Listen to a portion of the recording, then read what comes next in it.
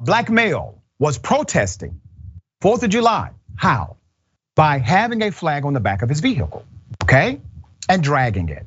Well, somebody decided it was their business to interfere with his protest, his peaceful protest.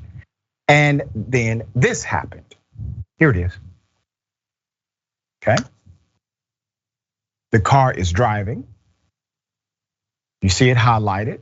The flag is on the back. Now, this person is walking by. The man in the driving seat already said, "Don't touch my flag." He decides to anyway. And then this happens. Okay. That's called defending your property. Perfectly legal, by the way. Okay. Nothing illegal about it. Well, not according to the local prosecutor who decided, well, we're going to prosecute this person, even though under any other circumstance, you are well within your right to defend your property from somebody taking it. Let me give you the update to this. Let's put the picture up, full mass. All right. A man in Orange, Texas is facing a retrial. They already tried to convict him. This is a retrial for standing his ground during a 4th of July protest scenario. In the video, a man stops in front of Mr. Terrance Watson's black Saturn. He tried to remove Mr. Watson's flag, which he dragged in protest of the 4th of July. Mr. Watson told him not to touch his flag. Then, once the man decided to touch his property anyway, he defended his property from theft. This is Terrance.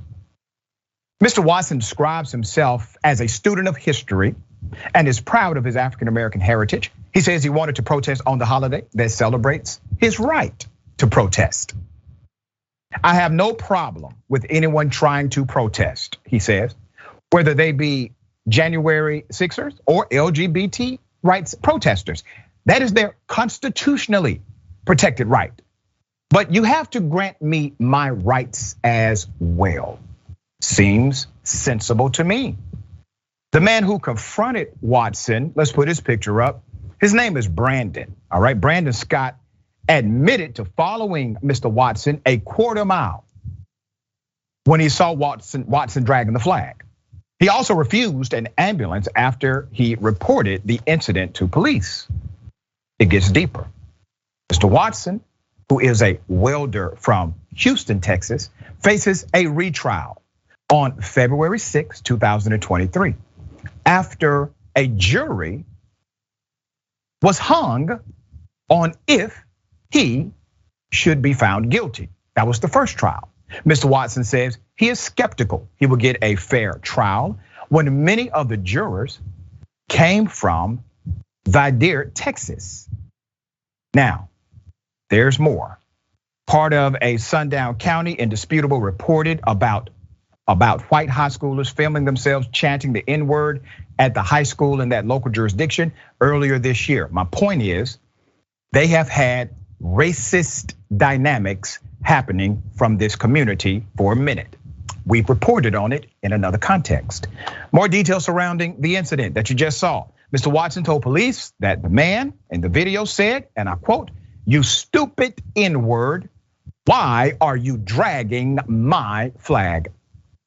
The complaining witness claimed he waved Watson down rather than obstructing his vehicle. Surveillance video shows otherwise. The man also claimed he had not yet touched the flag when Watson punched him. The surveillance video shows otherwise. Watson's attorney cites Texas Penal Code 9.41, which justifies the use of force against another person to defend property when you reasonably believe that the force is immediately necessary and you are trying to prevent another person's trespass or unlawful interference with that property. Stop there.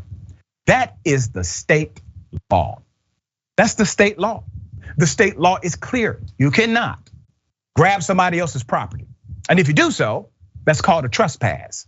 And if someone commits trespass, the individual you are committing trespass against has the right to defend from said trespass, except if you're black and it happens to involve a flag. You see how that works? All of a sudden the statute is blurry. It doesn't apply. You see, under any other circumstance, Mr. Watson would have never been charged with a crime. He would have never gone to trial, and he would not be going to a retrial after a jury was hung on the matter. But this is happening due to the dynamics of the content, not the context.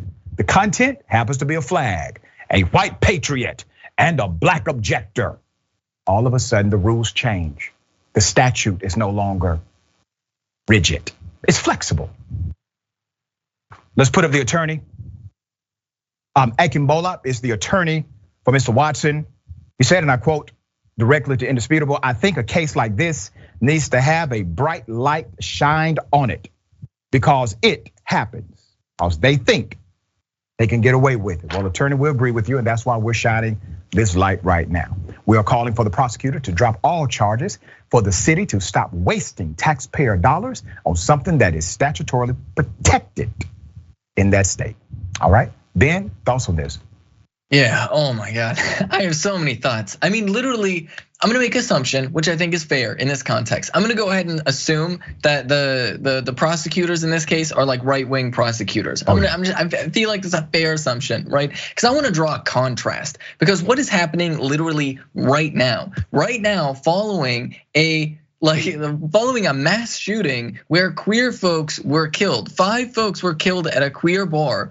There are a bunch of right-wing pundits running around celebrating that attack and saying, like, quite literally, somebody went on Tucker Carlson's show and suggested, making false groomer accusations and saying that, when the grooming stops, that's when these shootings will stop, right? Making a very implicit threat, right? This is what's so infuriating. And then why am I bringing this up? Because right-wing prosecutors will prosecute anybody for any reason if they think they're a political opponent, if it's a person of color, they will throw charges at anybody for any reason, and they will puff up those charges and they will intimidate people into accepting plea bargains. But where are the attorney generals, right, on the left who are responding to incitement of violence? They are always bending over backwards, like, I don't know, well, maybe, and this, that, and the other thing. And we just have a deeply unequal system of justice. We have a deeply unequal system of justice where, like, literally from top to bottom, there is so much hesitation and kid gloves, and we just treat these white supremacists like their word is law. But when any type of marginalized person is actively in danger, then all of a sudden we just pretend